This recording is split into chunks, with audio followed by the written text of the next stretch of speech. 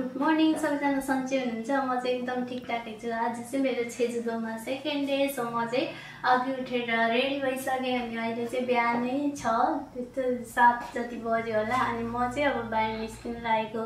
अहिले चाहिँ म छेजुदोभन्दा यतापट्टि उदो आइल्यान्डमा छु अनि यहाँ चाहिँ म फेन्सनमा बसेको छु।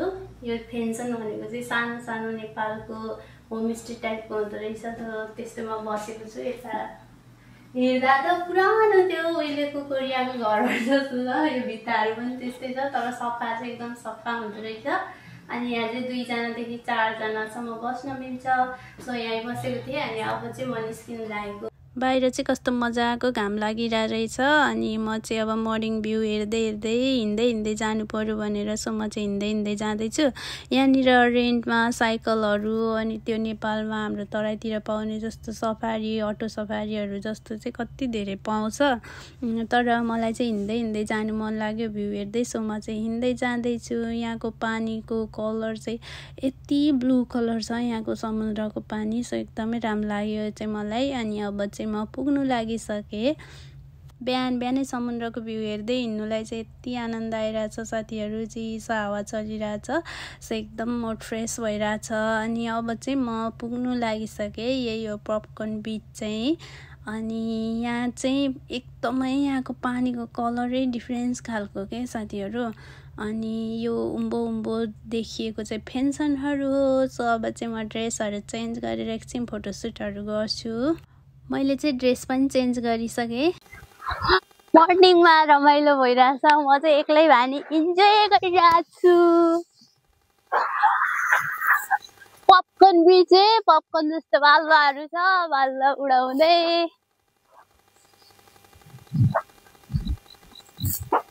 अनि यो पारी चाहिँ छेजुदो देखिरहेछ, छेजुदोको सानहरू पनि देखिरहेछ।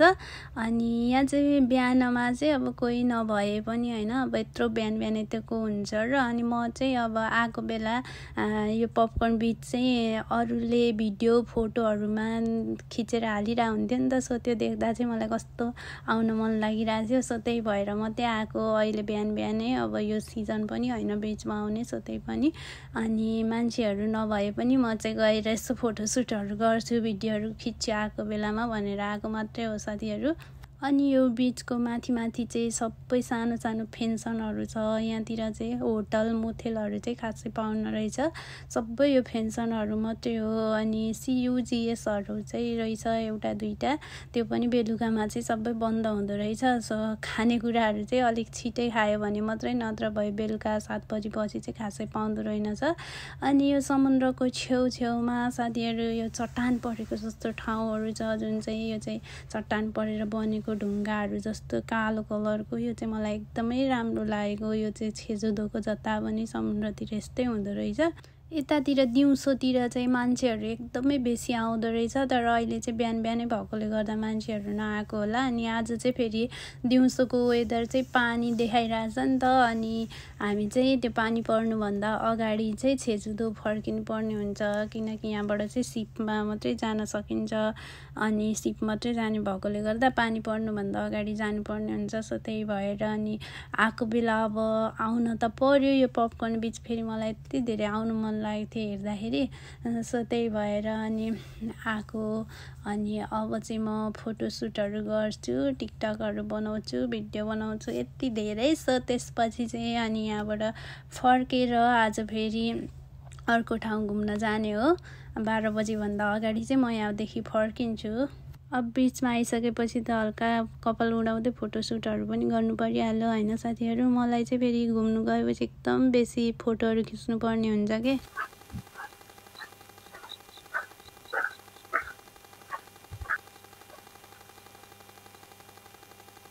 यो बिच चाहिँ मैले सोचेको भन्दा चाहिँ एकदमै राम्रो रहेछ। मैले फोटोमा भिडियोमा देखेको भन्दा चाहिँ एकदमै राम्रो लाग्यो। अनि अरूको फोटो भिडियो हेर्दा चाहिँ मलाई कति आउनु मन लागेको थियो। मेन चाहिँ यहाँको यो बालुवाहरू चाहिँ यस्तो क्या पपकर्न टाइपको, सेम टु सेम पपकर्न जस्तै छ। सो त्यही भएर पपकर्न बिच राखेको रहेछ यो बिचको नामै। अनि बिहान बिहानमा चाहिँ त्यो बुढाबुढीहरू चप्पल नलाइ हिँड्दो रहेछ होइन। यो बिचमा चाहिँ यस्तो यो गिटी जस्तो यो पपकर्न जस्तो टाइपको बालुवा भएकोले गर्दा। तर म चाहिँ हिँड्नै सकेन के, कस्तो धेरै खुट्टा बिजाएको के, एकछिन हिँड्नु पर्यो भनेर ट्राई गरेको, बाफ्रे खुट्टा बिजाएर हिँड्नै सकिरहेको थिइनँ। अनि यो पारी पारी देखिएको यो छेजुदोको भ्यूहरू, यो सानहरू पनि एकदम बबाल देखिँदो रहेछ यहाँबाट चाहिँ।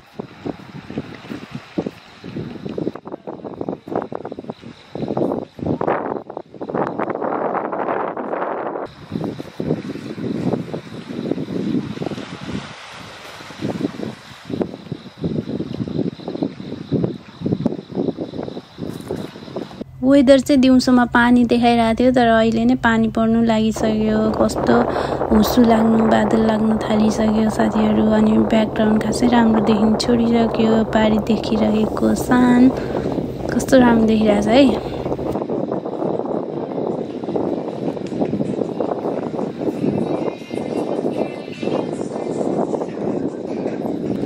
मैले चाहिँ यो ड्रेसमा चाहिँ कति धेरै फोटोहरू खिचिसकेँ, टिकटकहरू बनाइसकेँ। अनि अब चाहिँ म फेरि ड्रेस चेन्ज गर्नु लागेको। मलाई चाहिँ रेड कलरको बिकिनी लगाएर फोटोसुट गर्नु मन लाग्यो। सो त्यही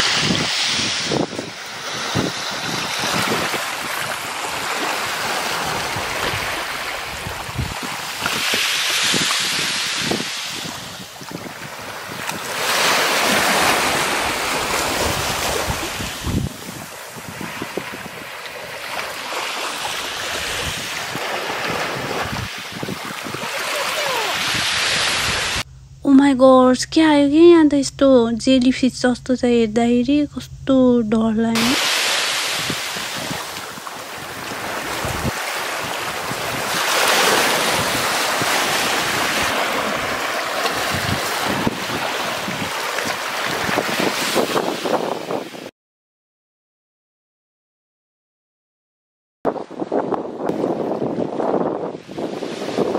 मेरो पोजहरू देखेर नढल्नु है गाइज, मेरो पोजहरू होइन। मलाई चाहिँ फोटोसुट गर्नु लागेपछि, भिडियो सुट गर्नु लागेपछि त पोजहरू यति धेरै आउँछ होइन, यति पोज आउँछ।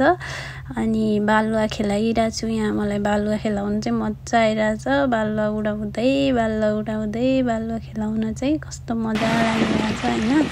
अनि कस्तो यो वेदरै चेन्ज भयो कि, एक्कासी वेदर चेन्ज भएर कस्तो भिडियो नै क्लियर आइरहेको छैन। मेरो स्टाइल, मेरो पोज, ओएमजी पोज त दिनु परिहाल्यो नि साथीहरू होइन, यतिको बिचमा आइसकेपछि। अनि मेरो अब चाहिँ फर्किने टाइम हुन लाग्यो। सो म चाहिँ छिट्टो फोटोसुटहरू गरिरहेको छु। 12 बज्न लागिसक्यो साथीहरू, बिहानदेखि आएको होइन। फोटोसुट गर्दा टिकटक बनाउँदा, भिडियो बनाउँदा यहीँनिर दिनै जाला जस्तो भइसक्यो। 12 बजीभन्दा अगाडि अब रुममा गएर नुहाएर फेरि 12 बजी उता छेजुदो पनि जानुपर्ने साथीहरू। यो बालुवा उडाउँदै आज दिन यतै जाला जस्तो भइसक्यो है। खासमा चाहिँ टिकटक बनाउनुको लागि म यो बालुवा उडाउन ट्राई गरिरहेको छु कि, प्र्याक्टिस गरिरहेको कि, फोटो खिच्नुको लागि पोज। अनि बालुवा उडाउँदै टिकटक बनाउनुको लागि चाहिँ पुरा म प्र्याक्टिस गरिरहेको छु। 1 घन्टा मात्रै घुम्ने पपकर्न बिच, 1 घन्टामा चाहिँ सबैतिर घुमिसकेर चाहिँ फर्किनु पर्यो भनेर आएको। यो त पोज दिँदै 2 घन्टा 3 घन्टा हुनु लागिसक्यो। कहिले सकिन लागेन है मेरो पोज साथीहरू, कहिले सकिनु लागेन।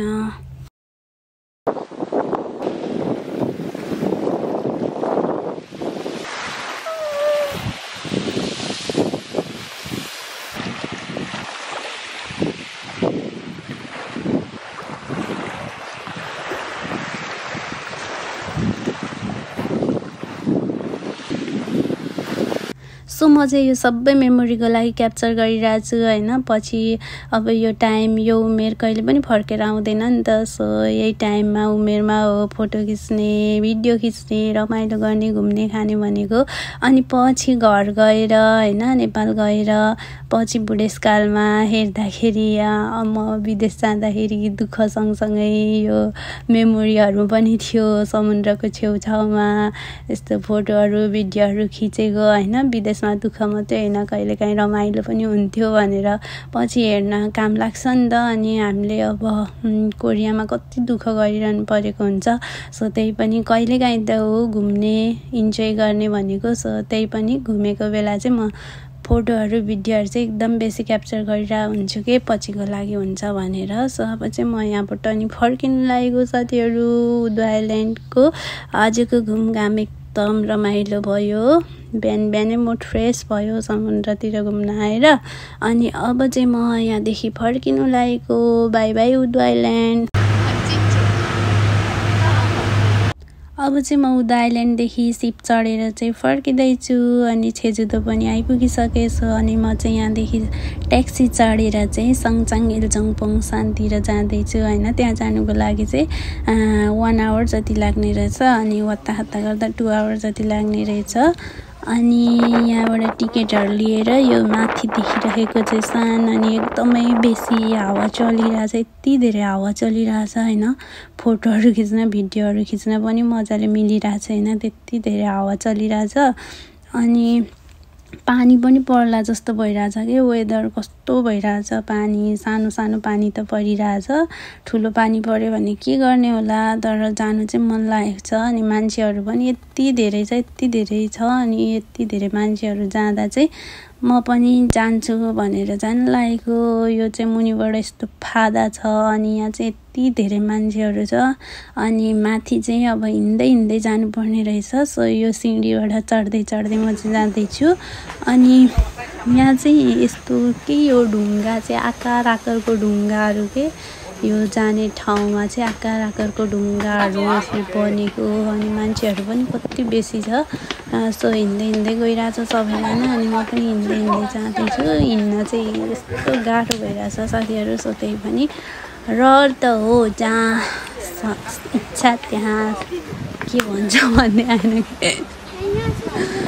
अब चाहिँ माथि पुग्नु लागिसकेँ। अब चाहिँ अब अलिकति हिँड्यो भने चाहिँ फाइनल्ली म सानको टुप्पीमा पुग्छु। अनि म चाहिँ गाह्रो भइरहेछ। सो त्यही पनि हिँड्दै गइरहेछु। वेदर हेर्दै हिँड्दै गइरहेको छु होइन। फाइनल्ली साथीहरू म चाहिँ सङचाङ इल्चङपोङ सानको टुप्पोमा आइसकेको छु। अनि यो चाहिँ माथिबाट देखिने भ्यू। माई गड यति राम्रो भ्यू देखिरहेछ। यो तल देखेको छेजुदो बजार। अनि यो बिचमा चाहिँ यस्तो फादाहरू छ समुद्रहरू। अनि यो समुद्रको बिचमा चाहिँ बजारहरू। अनि यहाँ माथिबाट चाहिँ यस्तो यो सानको माथिबाट चाहिँ त्यो देखिरहेको समुद्र होइन। अनि छेउमा के यसरी समुद्र अनि झ्याप्प बजार। अनि फेरि अर्को ठाउँमा समुद्र झ्याप्प बजार यस्तो टाइपको रहेछ के छेजुदो चाहिँ। एकदमै राम्रो छ के। हजुरहरू पनि कोरिया हुनुहुन्छ र आउनु भएको छैन भने चाहिँ एकचोटि छेजुदो चाहिँ जसरी पनि आउनु होला। एकदमै राम्रो छ होइन। कोरियाको घुम्नै पर्ने ठाउँ छेजुदो। अनि यो जङ्गल यहाँको यो जङ्गल पनि भाइरल जङ्गल रहेछ होइन।